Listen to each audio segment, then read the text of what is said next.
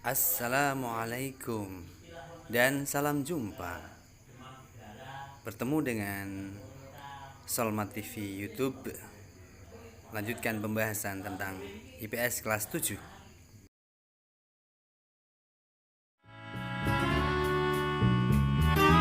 Video ini berisi rangkuman materi pelajaran IPS untuk siswa kelas 7 semester 1 dan 2. Materi video. Bab 1, manusia, tempat, dan lingkungan. Bab 2, interaksi sosial dan lembaga sosial. Bab 3, aktivitas manusia dalam memenuhi kebutuhan. Bab 4, kehidupan manusia Indonesia pada masa praaksara, Hindu-Buddha, dan Islam. Namun sebelum mulai, jangan lupa untuk klik like, subscribe, dan tekan loncengnya agar kalian mendapatkan pemberitahuan jika ada video terbaru dari kami.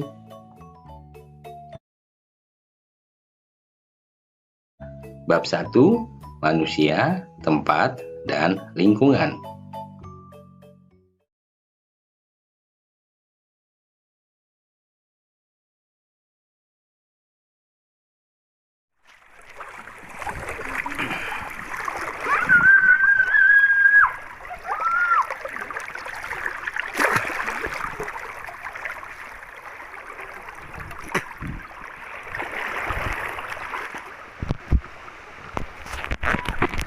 Ruang adalah tempat di permukaan bumi, baik secara keseluruhan maupun hanya sebagian yang digunakan oleh makhluk hidup untuk tinggal.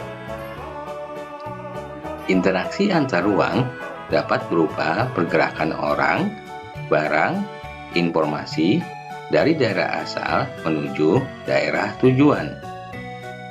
Kondisi saling bergantung yang diperlukan untuk terjadinya interaksi keruangan yaitu saling melengkapi, kesempatan antara, dan keadaan dapat diserahkan atau dipindahkan.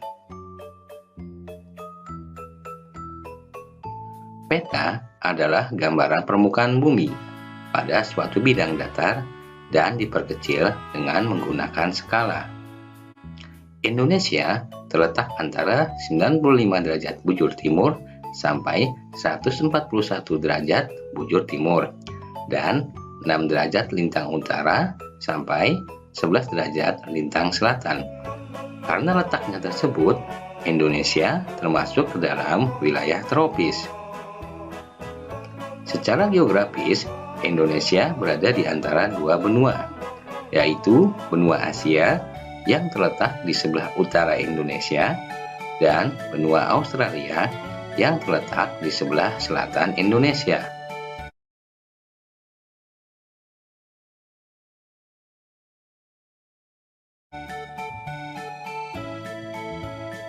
Letak geografis Indonesia sangat strategis karena menjadi jalur lalu lintas perdagangan dunia antara negara-negara dari Asia Timur dengan negara-negara di Eropa, Afrika, dan Timur Tengah, serta India. Indonesia memiliki iklim tropis dengan ciri suhu udara yang tinggi sepanjang tahun.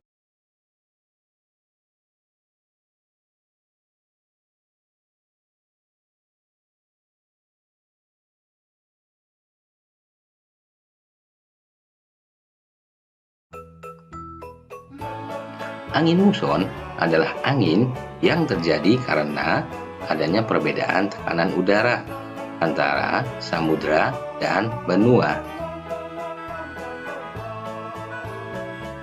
Bentuk muka bumi Indonesia dapat dibedakan menjadi dataran rendah, dataran tinggi, bukit, gunung, dan pegunungan.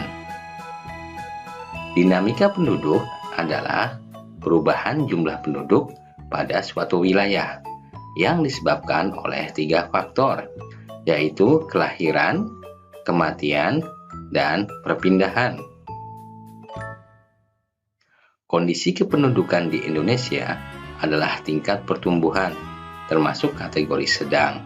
Sebarannya tidak merata dan kualitasnya masih rendah. Mayoritas penduduk Indonesia bermata pencaharian sebagai petani. Masyarakat Indonesia merupakan masyarakat yang memiliki suku bangsa dan budaya yang beragam. Secara geologi, Indonesia terletak pada zona tumpukan antar lempeng. Indonesia memiliki keragaman flora dan fauna yang sangat tinggi. Indonesia memiliki hutan mangrove yang sangat luas, namun tersebar tidak merata.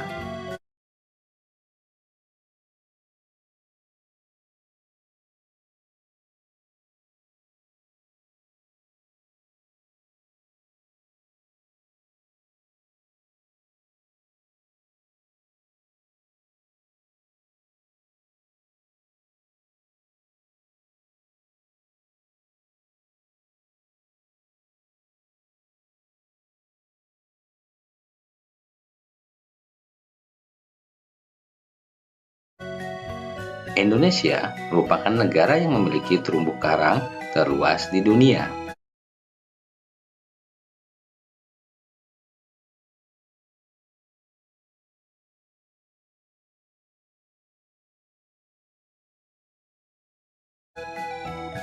Interaksi keuangan memberikan dampak perubahan bagi Indonesia.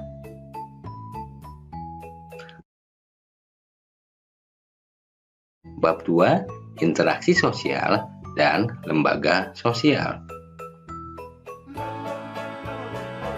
Interaksi sosial adalah hubungan-hubungan antara orang perorangan, kelompok manusia, maupun antara orang perorangan dan kelompok manusia.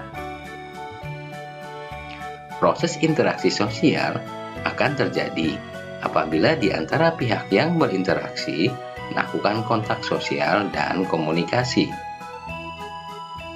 Proses yang asosiatif terjadi apabila seseorang atau sekelompok orang melakukan interaksi sosial yang mengarah kepada kesatuan pandangan.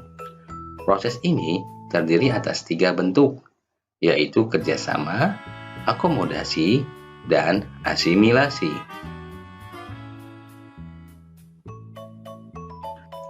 Proses yang disosiatif terjadi apabila seorang atau sekelompok orang melakukan interaksi sosial yang mengarah pada konflik dan merenggangkan solidaritas kelompok.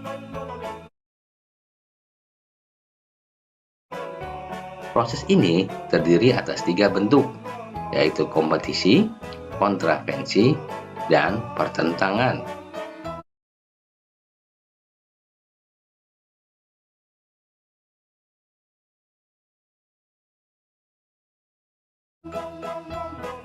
Di dalam masyarakat dikenal ada 4 tingkatan norma, yaitu cara, kebiasaan, tata kelakuan, dan adat istiadat. Interaksi sosial yang terjalin secara berpola akan menghasilkan lembaga sosial. Oleh karena itu, interaksi sosial berpengaruh besar terhadap terbentuknya lembaga sosial masyarakat yang bersangkutan. Lembaga sosial adalah lembaga yang mengatur rangkaian tata cara dalam memenuhi kebutuhan manusia dalam menjalani kehidupan dengan tujuan mendapatkan keteraturan hidup.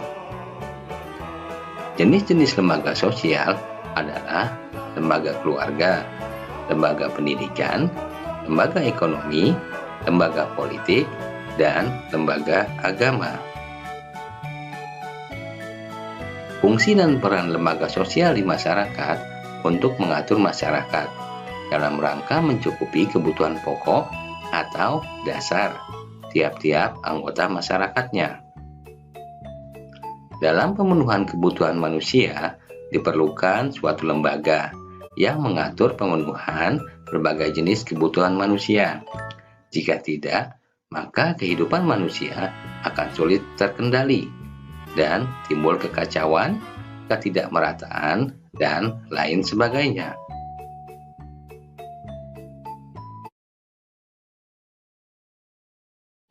Bab 3. Aktivitas manusia dalam memenuhi kebutuhan. Kebutuhan adalah suatu keinginan manusia terhadap suatu barang atau jasa dan menuntut adanya pemenuhan. Apabila tidak dipenuhi, akan berdampak negatif pada kelangsungan hidupnya. Macam-macam kebutuhan dapat dilihat dari intensitasnya, yaitu kebutuhan primer, sekunder, dan tersier. Berdasarkan sifatnya, yaitu kebutuhan jasmani dan rohani. Berdasarkan waktu pemenuhannya, yaitu kebutuhan sekarang dan kebutuhan yang akan datang. Berdasarkan subjek, yaitu kebutuhan individu dan kebutuhan kelompok. Kelangkaan adalah suatu keadaan di mana kebutuhan manusia yang tidak terbatas dihadapkan pada alat pemuas kebutuhan yang terbatas. Macam-macam alat pemuas kebutuhan dapat dilihat dari wujudnya, cara memperolehnya, tujuan penggunaannya, hubungan dengan barang lain, dan proses pembuatannya. Tindakan ekonomi adalah tindakan manusia dalam memenuhi kebutuhan untuk mencapai kemakmuran. Tindakan ekonomi manusia tersebut didorong oleh motif ekonomi. Motif ekonomi adalah alasan atau keinginan yang mendorong manusia untuk melakukan kegiatan ekonomi. Macam-macam motif ekonomi antara lain: 1. Motif memenuhi kebutuhan. 2. Motif berbuat sosial. 3. Motif memperoleh penghargaan. Dan keempat, motif mendapatkan kekuasaan. Tindakan ekonomi yang didorong oleh motif ekonomi harus berpedoman pada prinsip ekonomi. Prinsip ekonomi adalah dengan pengorbanan yang kita lakukan untuk mendapatkan hasil yang diinginkan. Produksi adalah kegiatan menghasilkan barang atau jasa, atau kegiatan menambah kegunaan barang atau jasa. Tujuan produksi adalah untuk menghasilkan barang atau jasa, untuk memperoleh keuntungan, dan memenuhi kebutuhan konsumen. Faktor-faktor produksi yang pertama adalah faktor produksi alam, 2. Faktor produksi tenaga kerja, 3. Faktor produksi modal, dan 4. Faktor produksi kewirausahaan. Dalam memproduksi barang diperlukan kreativitas agar hasil produksinya disenangi masyarakat. Kreativitas adalah kemampuan seseorang untuk menciptakan sesuatu yang baru, baik itu berupa gagasan maupun karya nyata yang relatif berbeda dengan apa yang telah ada sebelumnya. Ciri-ciri manusia kreatif antara lain bersifat ingin tahu, sering mengajukan pertanyaan yang baik, banyak gagasan dan usul-usul terhadap suatu masalah, mampu menyatakan pendapat secara spontan, tidak mudah terpengaruh pendapat orang lain, mampu mengajukan gagasan pendapat yang berbeda dengan orang lain, berpikir ke depan, mempunyai kebiasaan belajar sendiri, belajar dari kegagalan, dan belajar dari pengalaman orang lain. Distribusi adalah kegiatan menyalurkan barang dari produsen kepada konsumen. Sistem distribusi antara lain distribusi langsung, distribusi semi langsung, dan distribusi tidak langsung. Konsumsi adalah kegiatan memakai, menggunakan, atau menghabiskan kegunaan barang atau jasa, baik secara berangsur-angsur atau sekaligus habis. Tujuan orang melakukan kegiatan konsumsi adalah untuk memenuhi kebutuhan. Konsumsi menurut tujuannya dibedakan atas konsumsi produktif dan konsumsi akhir.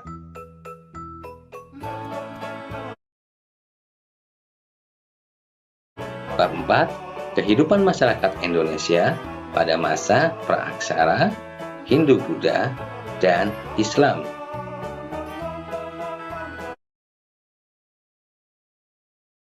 Zaman praaksara adalah zaman sebelum manusia mengenal tulisan dan dimulai sejak manusia ada dan berakhir setelah manusia mengenal tulisan. Secara geologis, sejarah perkembangan bumi dapat dibagi menjadi 4 periode, yaitu zaman Arkaikum, Paleozoikum, Mesozoikum, dan Neozoikum. Secara arkeologis, sejarah kehidupan manusia dibagi menjadi 2, yaitu zaman batu dan zaman logam. Menurut tingkat kehidupan sosial ekonominya, kehidupan manusia praaksara dikelompokkan menjadi 3, yaitu masa berburu dan mengumpulkan makanan, masa bercocok tanam, dan masa perundagian. Nenek moyang bangsa Indonesia berasal dari daerah Yunan di Cina Selatan. Mereka termasuk rumpun bangsa Austronesia yang masuk ke Indonesia secara bergelombang dan bertahap. Bangsa Austronesia yang masuk ke Indonesia disebut bangsa Melayu, yang dibedakan menjadi 2 macam, yaitu bangsa Proto-Melayu dan bangsa Deutero-Melayu.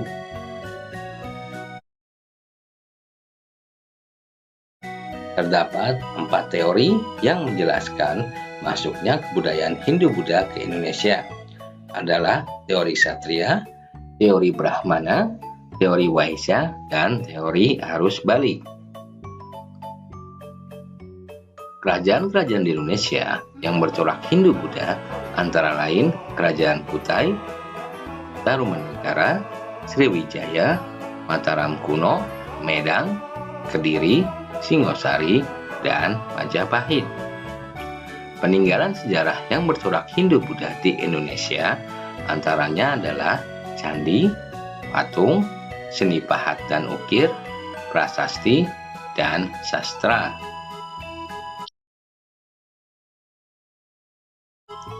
Agama Islam masuk ke Indonesia pada abad ke-7 sampai dengan 13 Masehi melalui jalur perdagangan yang dibawa oleh para pedagang dari Arab, Persia, dan India.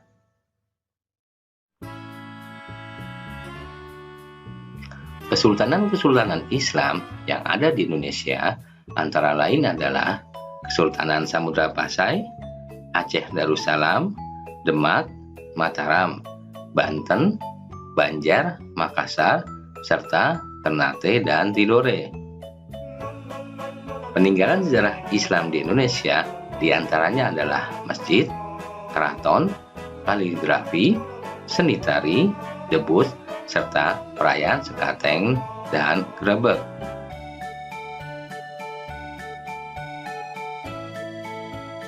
Demikianlah rangkuman materi pelajaran IPS untuk siswa kelas 7 semester 1 dan 2. Sampai jumpa di video lainnya.